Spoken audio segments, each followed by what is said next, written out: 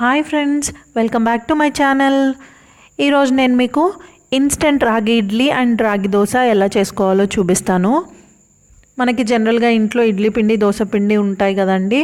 ఒకరోజు ఇడ్లీ తిన్న తర్వాత రెండో రోజు సేమ్ మళ్ళీ ఇడ్లీ తినాలా, మళ్ళీ ఇట్లా దోశ తినాలా అని పిల్లలు గొడవ చేస్తూ ఉంటారండి. అలాంటప్పుడు ఇలా ట్రై చేయండి. సో ఫస్ట్ నేను దోశ ఎలా చేసుకోవాలో చూపిస్తాను. సో ఫస్ట్ దోశకి 1 కప్పు దోశపిండి తీసుకోండి. ఆ 1 కప్పు దోశపిండికి నేను 3/4 కప్ రాగి పిండి తీసుకున్నానండి. ఒకవేళ పిల్లలు ఇట్లా రాగి పిండి ఇట్లాంటివి తినరు అనుకుంటే కొంచెం రాగి పిండి క్వాంటిటీ తగ్గించుకొని యాడ్ చేసుకోండి దోశపిండిలో. సో ఇదే ఫస్ట్ టైం అయితే పిల్లలు తినడం, మీరు ఫస్ట్ ఏం చేస్తారంటే 1/2 కప్పే తీసుకోండి రాగిపిండి. 1/2 కప్పు రాగిపిండికి మనం ఫుల్ కప్పు దోశపిండి యూజ్ చేసుకోవాలి. ఒకవేళ పిల్లలకి ఇష్టమైంది అంటే నెక్స్ట్ టైం చేసేటప్పుడు మనం ఫుల్ కప్ రాగిపిండి తీసుకొని ఫుల్ కప్ దోశపిండి మిక్స్ చేసుకోవచ్చు. సో బాగా మిక్స్ చేసుకున్న తర్వాత బ్యాటర్ దోశ పిండి ఎలా అయితే మనం కన్సిస్టెన్సీ ఉంచుకుంటామో అలాగే ఉంచుకోవాలి. అండ్ మిక్స్ చేసిన తర్వాత పిండి అట్లీస్ట్ 1/2 అవర్ నానాలండి. 1/2 అవర్ మూత పెట్టి ఉంచాలి. అలా లేకపోతే దోశ చాలా గట్టిగా వస్తుందండి.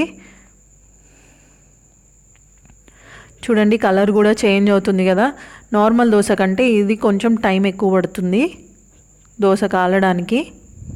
సో నేను ఇక్కడ నాన్ స్టిక్ పాన్ కూడా యూజ్ చేయట్లేదు, ఐరన్ పానే యూజ్ చేస్తున్నాను.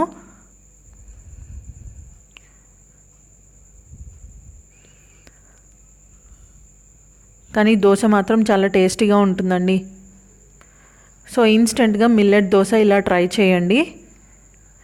నేను దీంట్లో ఏ చట్నీ అయినా సర్వ్ చేసుకోవచ్చు, అల్లం చట్నీ అయినా సర్వ్ చేసుకోవచ్చు, లేకపోతే పప్పుల చట్నీ అయినా ట్రై చేసుకోవచ్చు. బట్ నేను ఇక్కడ మిక్స్డ్ వెజిటేబుల్ చట్నీ యూజ్ చేసుకుంటున్నాను. నెక్స్ట్ వచ్చేసి ఇడ్లీ చూద్దామండి. ఇడ్లీ ఎలా చేయాలో సేమ్ ఆల్మోస్ట్ దోశ లాగానేనండి. బట్ ఇక్కడ ఏం చేస్తున్నామంటే ఫస్ట్ ఇడ్లీ బ్యాటర్ తీసుకుంటున్నాము. ఆ ఇడ్లీ బ్యాటర్లో సేమ్ క్వాంటిటీ రాగిపిండి లేకపోతే 3/4 కప్ రాగిపిండిని యాడ్ చేసుకోవాలి. నేను 3/4 కప్ రాగిపిండి తీసుకున్నాను 1 కప్ ఇడ్లీ పిండికి. బాగా మిక్స్ చేసుకోండి. మిక్స్ చేసుకున్న తర్వాత వాటర్తో మిక్స్ చేయండి. మీరు మరీ ఇన్స్టెంట్గా ఇడ్లీ వేసుకోవాలి అంటే ఈ ఇడ్లీ పిండిని మనం కర్డ్తో మిక్స్ చేసుకోవచ్చు. ఇన్స్టెంట్గా యూజ్ చేయాలి అంటే ఇలా వాటర్తో మిక్స్ చేసినప్పుడు ఏంటంటే బ్యాటర్ మిక్స్ చేసిన తర్వాత అట్లీస్ట్ 1/2 అవర్ నానబెట్టాలండి. ఇంకా ఇన్స్టెంట్గా వేసుకోవాలి అంటే వాటర్తో కలిపిన ఈ బ్యాటర్ని మనం ఒక 1/2 స్పూన్ కుకింగ్ సోడా యాడ్ చేసుకొని ఇడ్లీ చేసుకుంటే ఇడ్లీ సాఫ్ట్గా వస్తాయి.